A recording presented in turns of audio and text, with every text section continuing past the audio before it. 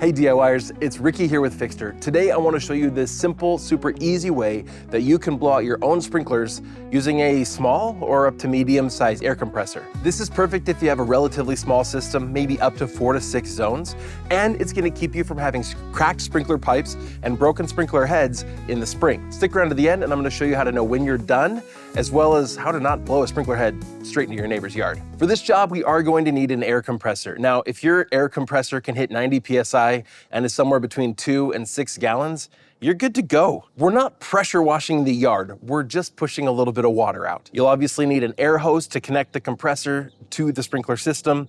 You're gonna need a sprinkler blowout adapter. Now, what exact adapter you're gonna need is gonna depend a little bit on whatever the connection is for your yard. So before you go buying anything, let's go ahead and check that. We'll do that in just a second. I'm also gonna recommend safety glasses because we're dealing with pressure here. We need to be a good example. It only takes one time having something fly into your eye and you'll wish you had worn glasses. We're also gonna use a little wrench. That's gonna allow us to connect the adapter properly. And then I like to wear gloves when I'm doing work. I haven't always done that and I usually end up regretting it. Now we need to figure out where exactly to connect into the system. So we need to connect the air compressor into the sprinkler system. There's a couple places this could be. You may have a backflow preventer valve. This is a valve that literally prevents the water in your yard from flowing back into the water system. This is really common if your sprinklers are on city-provided water.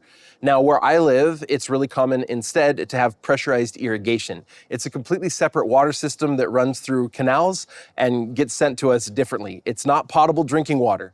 And because of that, I don't have a backflow preventer valve. So it's also not uncommon to see it right somewhere closely after the shutoff valve for the yard.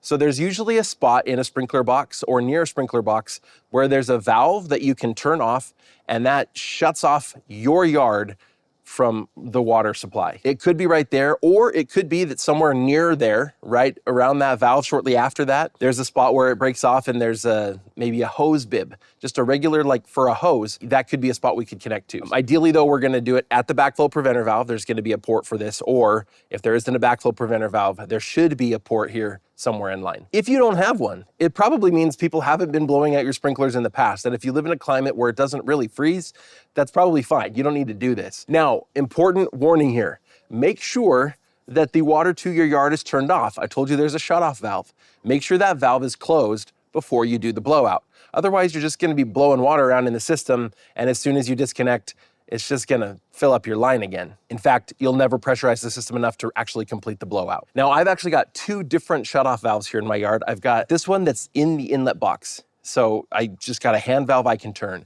With this kind of valve, if the handle is perpendicular to the pipe, it's off. So what you're seeing in my system here is the valve is already turned off. I've also got over here this 4-inch pipe sticking out of the ground. It's actually at about ground level. Down there, there's another valve. To turn that off, you're gonna need a sprinkler key. It's just a long pole with a little bit of a fork on the end. You can stick down there and turn it. It's a 1/4 turn valve and that's gonna turn it off. Same kind of idea if there's a line on that valve and if that line is parallel to the pipe, it's on. If it's perpendicular, it's off. Now, since I have both those valves, I actually like to turn them both off in the winter.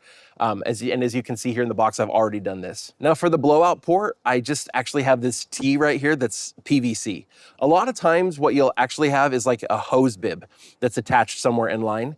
It's actually it's gonna have a normal handle like you use to turn on a regular hose in your yard. If you have that, you can use an adapter like this. You can see that this end connects to an air hose and the other end either connects to the inside of a hose, or in this case, I would swap it out and I would connect that to, again, just the hose bib and attach it here to the end. Now, the system I have doesn't have that. I have this because I use it also for my camper to blow that out in a very similar way. But in my case, I just use this. It's because I have a 1-inch PVC T, I have a 1-inch PVC threaded plug, sort of, but it's got this 1/2-inch threaded hole on the other side.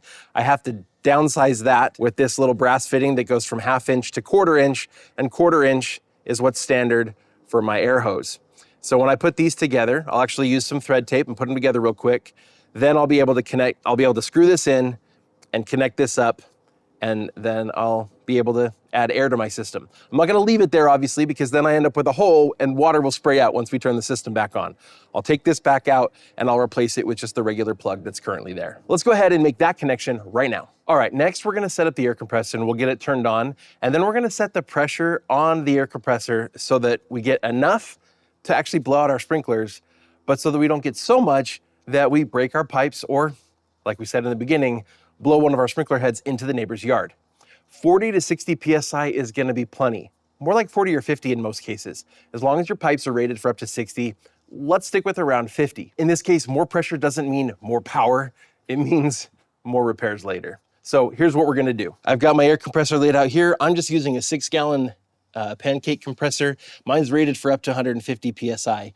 I got it plugged in over here, I got it turned on, and so the pressure in the tank is already at 150. But on this side, this is the outlet pressure. You can see that it's set to about 90.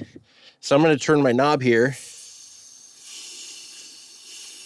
and we watch the pressure gauge drop there,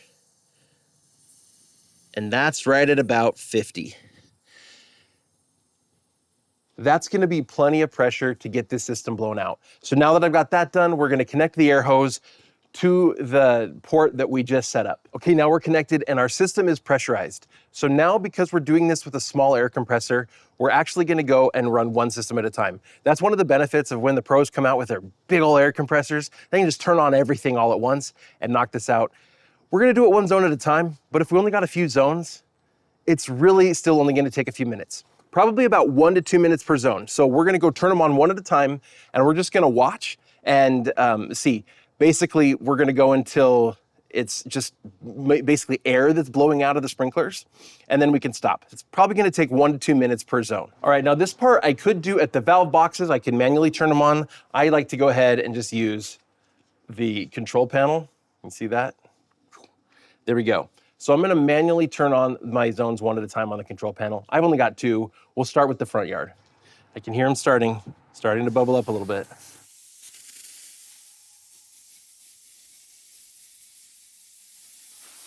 Now that we're doing the blowout, a few tips. 1, we're gonna do only 1 zone at a time. Our small compressors are only gonna be able to handle that, and even that is probably gonna be a lot. Now, once it's on, we're just gonna let it run for like a minute, not too long, until what's coming out of the sprinklers is mostly air. A little bit of mist and mostly air, not actual normal water spray. Now, depending on how small your compressor is and how much pressure it can hold inside of that tank, you might not be able to run it for a whole minute before it kicks on and the pressure drops so much that it's not working. If that's the case, close the valve. If it only runs for 10 seconds, close the sprinkler valve and let the compressor fill back up and let it rest a little bit in between. This is where having a bigger compressor would actually be really helpful. I've done a lot of sprinkler blowouts with my 20-gallon tank air compressor that can get up over 200 PSI inside that tank. Then it's a breeze. But with a smaller tank like this, I'm probably going to have to do each station for short durations, but multiple times. So if you hear the compressor kick on and then you see the sprinklers kind of going down because the pressure's too low, go ahead and close that valve, stop that zone for now, let the compressor refill. Once you've done that a few times, you're gonna be ready to move on to the next zone. Few pro tips here. Keep the cycle time short to protect the compressor. Don't let your compressor run constantly for the next couple of hours while you're trying to do this. First of all, it's not gonna work very well. And second of all, it's gonna ruin your compressor. 2, for the same reason, don't let your compressor just run continuously. Let it recover between zones. Again, if you hear it running and you see that pressure dropping, it's not actually doing anything anymore. So close that sprinkler valve and let the pressure rebuild. Now also remember, the goal here is not to vaporize the water, it's to press most of the water out of the system. It's okay if a little moisture remains inside. The big issue that we're trying to prevent here is for there to be enough water in there that it's pooling and it expands as it freezes and then breaks your pipes or your sprinkler heads. Now let's talk about how to know when you're done with a zone.